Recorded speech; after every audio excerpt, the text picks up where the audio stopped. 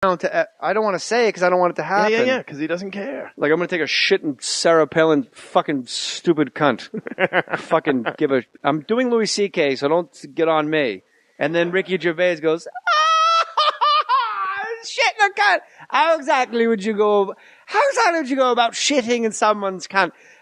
Would she be willing? You force her down, sort of ask her like, oh, hello, Sarah, cheers. Did he do the whistle? I'd like to shit in your cunt. Is that how it go? Hello, Sarah. Hello, I'm Louis. I'm a stateside, marginally famous comedian. I'd like to shit in your cunt. Or is it fucking British retards like you would fucking... How many people have you just offended with British retard? One, you, because you're a fucking faggot retard baby from a fucking land of insolent fucking faggot N babies with AIDS. And shitting just all day. Just shitting in fucking cunts because I'm a man who's standing here in this place now with things and deals and a head on my shoulders and Manny and fucking petty digits to finger your fucking sister's stupid black cunt. And you're like, wow, if I said Michelle Obama was a big dude and I got fired from a radio show. What? He said, you can't say that about the first lady. People blew up my Twitter saying, first of all, it's Tamika. They were like... They don't understand that you're a comedian? I'm like, you don't get any kind of... People said George Bush was actually retarded. Yeah. Like, on the Tonight Show. Right. Like, George Bush is just learning to read. And, like, nothing. And then I said, Obama, he's, hanging out, listening to... I like a president that listens to Kool and the Gang and smokes Newports. That's a big thing for me. Yeah. And then the bosses that be were like, it's just the Newport thing was really... I'm like, he fucking smokes Newports. That's what he smokes. Yes. Smoking. Even if you had said menthols, that's funny. Yeah, Gary Gulman and I are going... I'm just warning you in advance. There's going to be so many inside sub references. It's going to be mostly... It's going to be De Niro heavy. A lot of Rickles. Some Broadway Danny Rose, Woody Allen. 3 shows I walk. Tell him I'll walk. 3 shows I walk. Lou, we're not in a position yet to walk. And I say yet. I use the word yet. Yet. Lou, you're a perennial. You get better looking as you get older. Yeah. Lou, the cheap blonde? I see the women, they're mentally undressing you with their eyes. That's supposed to fucking... All right. I didn't know what we were talking... Oh, so do you want kids at 41 years old? You better get moving. My father had... Your sperm are dying in your bag. No, I know. I was born when my father was older, like close to 50, and I always felt like it was a little bit irresponsible. It was a little unfair that I had this dad who was like not active at his most active and energetic. And Dad, you want to throw the ball around? Huh? Speak up, sonny. Exactly. I mean, I will give him credit. He tried all these things, but he was a broken down old man. How old was he at your high school graduation? Let me think. He was 70. It would be 68 or something like that. Was it embarrassing? Was it embarrassing? People always thought, because he looked old for his age, he had gray hair, and people always thought, hey, it was nice to meet your grandfather. It's my father.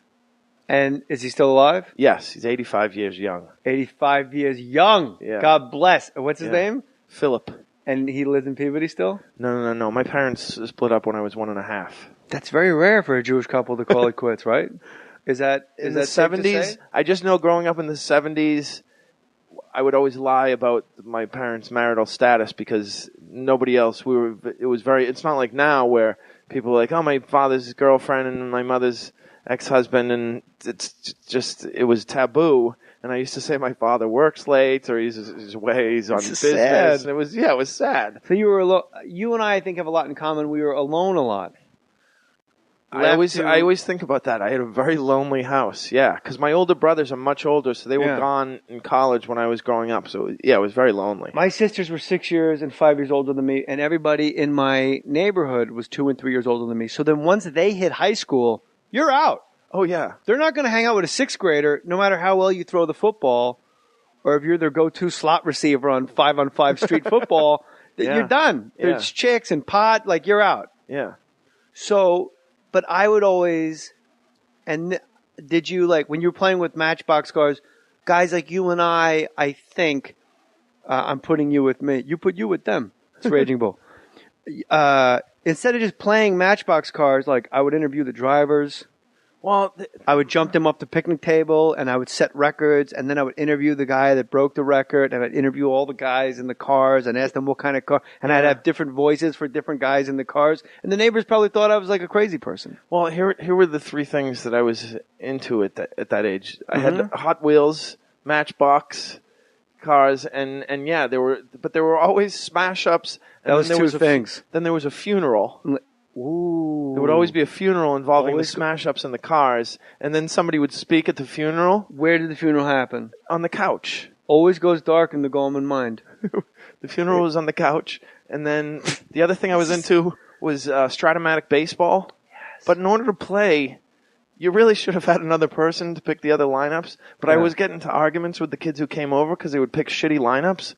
I was 8 years old, and I knew... You're like, Bucky Dent couldn't hit a bull in the ass with a bag of rice. Right. They're batting. I remember one of my mother's best friends, her husband, insisted on batting Don Baylor ninth.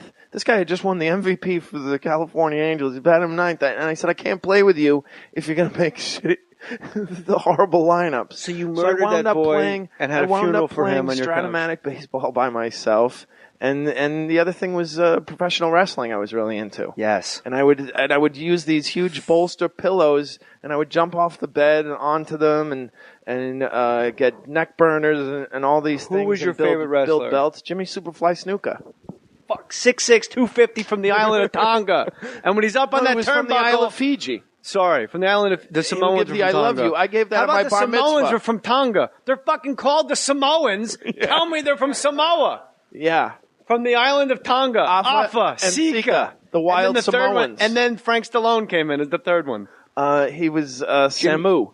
I saw Jimmy Snuka fight Don Morocco in a steel cage in Madison Square Garden, and he lost. But then after he lost, he kicked the shit out of Don Morocco. And he jumped off the top of the steel cage. That was on USA. I could only get the Madison Square Garden matches on USA Network. I was there. Yeah. And I went with one of my mom was, if I was 12, my mom was sober 4 years. I went with one of my mom's friends from AA, like an older Puerto Rican lady. And in hindsight, I mean, in 82, it wasn't Giuliani's New York City with Disney and the M&M store. And in hindsight, I'm like, you really just let a Puerto Rican lady take your kid into Manhattan? Like, found on the television. Like, no, my mother would just me and this lady. Like, we just went. Like, that's how every Keith Morrison narrated horror story. Yeah. In a small town, he loved wrestling, but why? Yeah, but I too was raised by neighborhood people, and I had father figures and older brother figures everywhere. You had grandfather figures. Yeah. I said that like Colin. You went, you're walking around, you're watching Cocoon, and it's like, the Gulman That's my family favorite reunion. episode of your podcast, by the way. That's a clinic. For young comedians, Colin that Quinn? episode is a clinic. Do you want kids? Yes, I want kids. You are always looking for love. Do you think you not having a steady love at this moment, is it like, is it Eastern philosophy? Is it like Buddhism? Like, are you snatching at water? Are you not listening to the Phil Collins cover, You Can't Hurry Love? No, you just have to wait. But you're also not a guy. No, you know what I'm in love with now? You. I'm in love with stand-up comedy and getting on stage 3 times a night and 14 times at the You can't use that to put your dick in someone's mouth when you're done. What's the... I'm just being... What else? Well, that's what I think about Tebow. I feel so bad for Tebow because he doesn't have... Could you just... Oh, sorry. Gary Gulman sitting across from me with his legs open. Tim Tebow gets blown out by the Patriots. You're definitely Jewish. That's a beautiful pink fireman hat. Holy smokes, wearing his fucking tight mom jeans. All right, so you feel bad for Tim Tebow because you don't get blown after shows at the Cellar. What? No, I'm saying that Tim Tebow doesn't get the rewards from his success. What's the sexual rewards? Oh. And also on the other side, when he loses, he can't just rub it out and forget about it. And he can't be like Ben Roethlisberger, go to like a Denny's in West Virginia and rape somebody in the men's room, allegedly, Yeah. and be like, "Hey, what's your name? Hi, I'm." That's what makes me irate about knucklehead athletes. All Ben Roethlisberger has to do to have sex with any 6 or 7 in the greater Pittsburgh area is go, "Hi, I'm Ben Roethlisberger." He can't even get the rest of the sentence out because it's fucking Sixburg, man. Yeah. And then Tim Tebow, You were friends with a saint, with a New Orleans saint. Kyle Turley. Yeah, a really nice guy. Yeah. What did he say the woman's situation was in the NFL? Or was he already married? He was already married to a great okay. lady, Stacy. She's awesome. All right. And then Wayne Corbett was also married to Amy Corbett. So both the guys, Okay. once you sync up to somebody, I used to be a guy that was so nuts and I argued constantly that by the time I got to road gigs, I thought I had earned fooling around. Oh, yeah. Like, that's the mentality, like, ugh, she makes me so fucking nuts. Tampa, look out. Yes, it would be a lot easier to just go out and do that than to take the time to break up with this person. Right. Yeah. And then when you're happily married, you seem to attract other men that are happily married that go, like, Crazy Horse? Who's going to the Crazy Horse? I'm going to go crush my Is wife. that in Cleveland, the Crazy Horse? I think that's everywhere. All right. So, Do you remember Crazy Horse Malt Liquor? yeah, Oh, that was remember it. It's our new sponsor. Nobody can drink just whatever. one. Malt liquors do not last. And it's... What? The bull? That's what I'm saying, and Oh. that is the testimony to the Bull OE, and maybe I don't know. Can you still get Ides? St. I think Ides? so. Oh, yeah, you get St. Ides. All right, there've been so Old many English that have come fills and my go. mind, and I came up with a funky rhyme. Mama said, "Knock you out." Ooh. The drink that I drink is called OE, and I wear my glasses so I can see. Who's that? DMC. You're blind, and you can't see. What type of woman are you looking for? You're not looking. No, I'm not looking. How? But you're a man with needs. I date. You really? Yeah. I know you date, but you just seem like when a girl, like my wife's friends go, God, we gotta find a girl for this person. Find a girl. We gotta find a guy for this lady. Yeah. Find a guy. Like, you're that guy. You're like, out of everyone I know, the guy I would go, okay, Gary Gulman, nice Jewish boy, built like a brick shit house, played tight end in college, super funny, ready to go. He's ready to pop. And you're just out, you're married to the fucking Comedy Cellar? Come Yeah. on, man. No, I am. It's the one thing I can count on, and I put energy into it, and it comes back to me, Yeah. and it just and it doesn't lie to me, and it doesn't. Light my clothes on fire. Yeah, right. It doesn't take my cell phone and threaten to throw it into a puddle. It doesn't bite my wrist. It doesn't punch me in the mouth because it's drunk. Have you had a girl bite your wrist? Oh yeah, Really? I was trying to leave. Well, really? Yeah, I was trying to get out of the house. So why not block the door?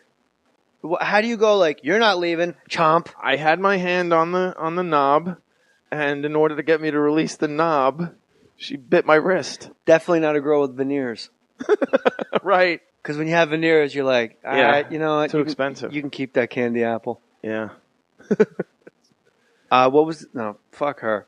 Yeah. So, have you had crazy tumultuous relationships? Oh my God, yeah. What is I it? had one girl I've dated 2 comedians, stupidest thing in the boy. world, and she Anthony Jeselnik, and who's the other one? that's great. Thank you. Anthony Jeselnik and the late You dated Amy Schumer and Anthony Jeselnik. It was a little swinger pod you guys had going on. started off as a key party. Yeah. That's an uncomfortable thing to say to somebody when you walk into there. If I had walked into your house tonight and said, "Okay, where's the bowl for my keys?" I would have said over there. But I got a pretty funny feeling you're leaving with me. What is it, something in you that attracts crazy ladies? Because when women are always like, another asshole.